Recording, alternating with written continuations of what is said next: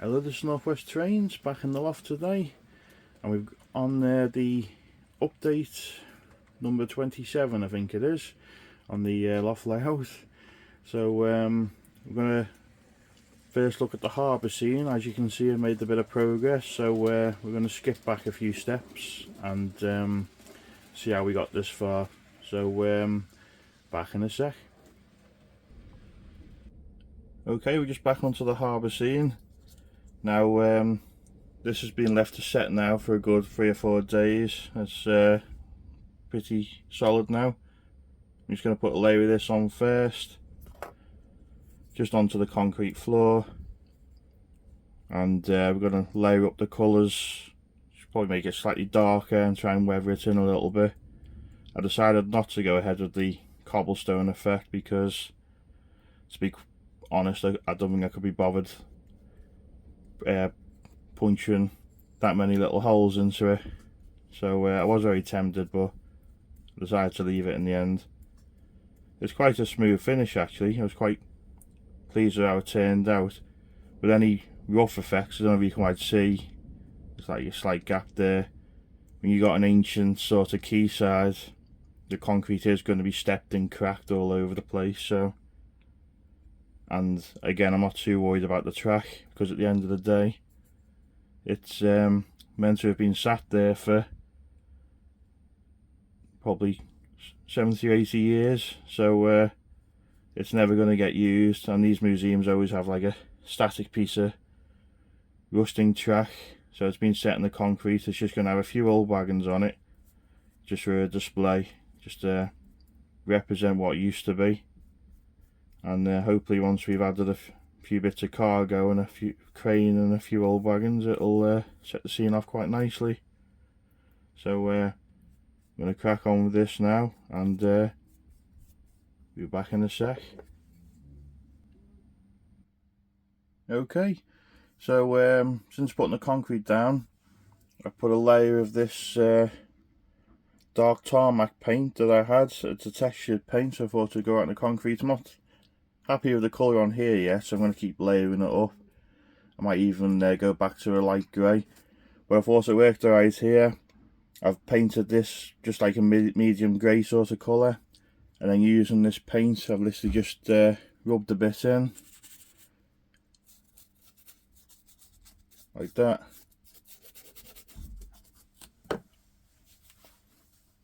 and then with a bit of tissue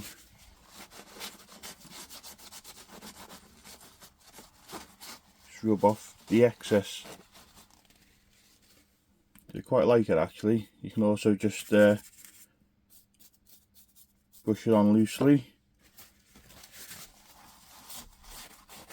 and you can layer up as much as you want till you get the desired colour. So I'll keep experimenting with it.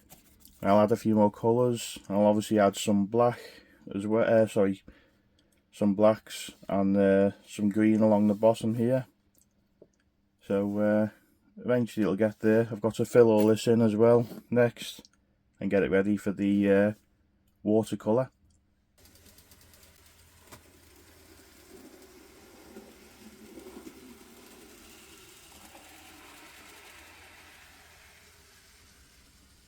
Okay, so we've done a few layers of painting now. The rock at the back has had a coat of light grey, and what was left over from painting the base here, I've just wiped the brush on it a little bit because it doesn't really matter. The harbour wall, again, a coat of medium grey paint and a dry brushing of the tarmac textured paint. I think it's come out alright so far. So this will need some layers on it because I don't like the colour that's on it now. I'll probably go back to a slightly lighter grey for here. So for the front here, I've opted for, again, I like getting these Wills kits. I've got 2 packs of these, the core stone, so you get 4 in each pack. I thought I've got quite a bit left to do. I only had 1 of these left, and I didn't want to buy the whole sort of harbour set again, so buying 2 of these was about £5.50 I think, as opposed to paying £5 for 4 of these. I want to split them in half. I'll get 2 pieces out of them. So that's the main reason. Also, I can get the right height here on the outside wall, whilst these are a bit shorter. And because I've put 2 layers of foam board down here, I don't want the gap to get any smaller under this bridge. It's already smaller than I ideally wanted it to be. But no, that's it for now. Over here where it is a bit short, I just filled it in with some filler. When it's sort of semi-dry, I'll start trying to put the stone effect in, and we'll soon camouflage it with a bit of seaweedy looking paint, I suppose, a bit of weathering. But yeah, we'll get cracking on with this now and see what it looks like. Right, I've done all the harbour wall around now. Now what I thought to do, I had some little thin slivers offcuts. So I've just cut this one to size and I just slotted it in front of the filler that I put in, which should hold it in place.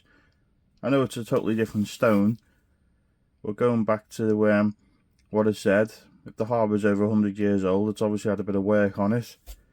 So I thought, well, these are the original stone down there. By the time they're painted and weathered, these will be mainly green, I'd imagine, with it being underwater. And this offcut as well, I just scored a bit out the back so I could bend it 90 degrees. And because this plastic's quite flexible, I've just slowly bent it into a curve to try and create the effect here.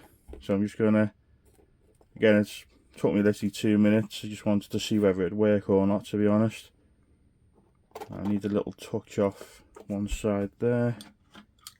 Again, with this stuff, because it's just plastic, because I use a Stanley knife at work all the time, I just score it with that and then cut it. And again, you can use snips, you can use a little hacksaw blade, anything like that. It's just it's tools I use every single day, so that's why I'm a bit sort of come across maybe as a bit rough and ready with them, because I just do it by eye. But I think that looks alright, and I think it'll look better than what I'd try and do in terms of trying to mark it out with the filler. So just rub the filler in a little bit to fill in the gaps, and I think if we use a few more pieces, that'll do just nice. So anyway, I'll crack on, and you'll see another update in a sec.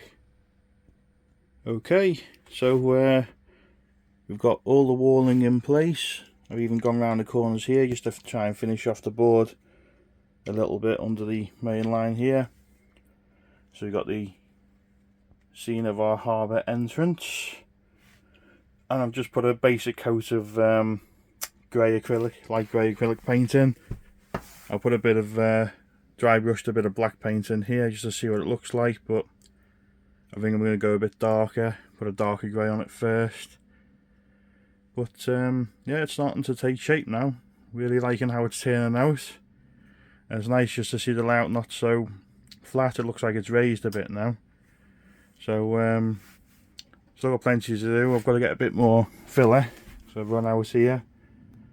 So I've just got to fill that in, do some more painting, and we're almost ready to put the water in effect. So I've got some of this olive drab. I'm not sure I'm going to use this colour yet or not. I've got a few of them, but I'm just going to put a coat of I've literally just put that in the wet filler. I'm going to put that down, a base layer of it, see what it looks like, and I might just put a few layers in it. So good thing like this filler is you can still smooth it off. Takes forever to go off though, that's the only thing. But yeah, I am liking how it's starting to take shape. I've just got to sort out the final colours now for the rock faces.